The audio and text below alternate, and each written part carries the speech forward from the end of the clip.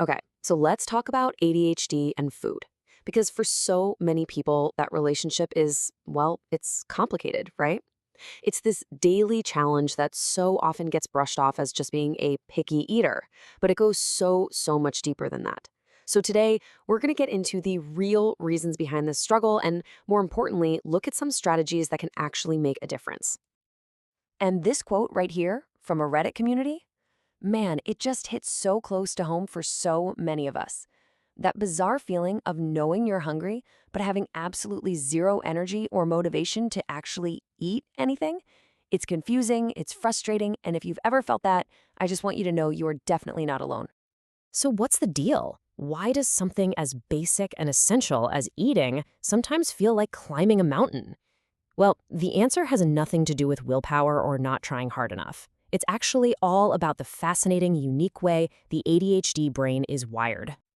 All right, first things first. Before we dive into all the brain science and the why, let's just sit with the what. Let's validate what this actually feels like day in and day out, because acknowledging these real lived experiences is such an important first step. I mean, just look at this list. Does any of it ring a bell? Forgetting to eat until you're suddenly just ravenous. Feeling so completely overwhelmed by the sheer number of steps involved in making a meal that you just give up? Or maybe you survive on a rotating menu of the same three snacks. These aren't character flaws, not at all. They're incredibly common patterns for people with ADHD. Okay, so we've talked about what it feels like. Now let's get into the why. We're going to look at the actual neurological reasons behind these challenges. And honestly, understanding the science behind it all can be incredibly validating and frankly empowering. First up, let's talk about something called executive function. The easiest way to think about it is like your brain's own personal air traffic controller. It's in charge of all the complex stuff: planning, organizing, sequencing steps, staying on task. Now, think about cooking a meal. That takes a ton of executive function, which can feel completely exhausting for an ADHD brain. And then there's this other key piece, interoception. This is basically your body's internal notification system. It's what sends you alerts like, hey, you're hungry, or okay, you're full now, or you really need some water. For a lot of people with ADHD, that system can be kind of unreliable. It's why you might not notice you're hungry until you're hangry, or you might eat way past the point of feeling full. So, okay, you've got these executive function struggles, right? And then you add in a wonky interoception system.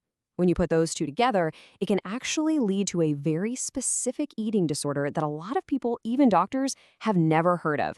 And it's probably not what you're thinking. It's called ARFID. That stands for Avoidant/Restrictive Food Intake Disorder. And here's the absolute most important thing to get about ARFID.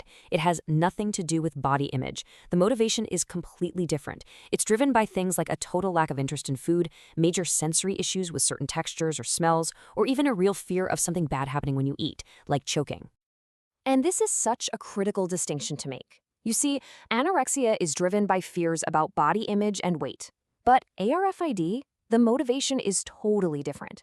It comes from those internal sensory experiences, those fears, or that profound lack of interest. Getting this distinction right is absolutely crucial for getting the right kind of help and support. So now we've got these brain-based traits on one side and these eating patterns on the other. How exactly do they connect? Let's draw a straight line from a core ADHD trait right to what's happening on your plate. And we need to talk about this connection because it is urgent. Get this. Research shows that people with ADHD are almost 4 times more likely to have an eating disorder than people without it. 4 times. That's a huge number, and it's exactly why this conversation is so incredibly important. This table really breaks it down, you know? It shows you exactly how one thing can lead to another. That classic ADHD inattentiveness, that can literally mean forgetting to eat for hours on end. Hyperfocus can get channeled into an unhealthy fixation on food rules or labels. Impulsivity can totally drive binge eating. And those sensory sensitivities we talked about, that can lead to extreme food selectivity, which is a hallmark of ARFID. Okay, so that's the why. And I know it can sound like a lot, maybe even a little discouraging, but here's the good news. There are actual practical strategies that can make a huge difference. And the whole secret is to work with your brain, not constantly fight against it. But before we get into the tips, let's be really clear about the goal here. This is not about trying to force yourself into some rigid, neurotypical meal plan. No way. The goal is simply to make eating easier. It's about reducing friction, cutting down on that exhausting decision fatigue, and just dialing back that feeling of being completely overwhelmed. Here's a super simple way to take the guesswork out of building a meal. Just remember this 3-step formula.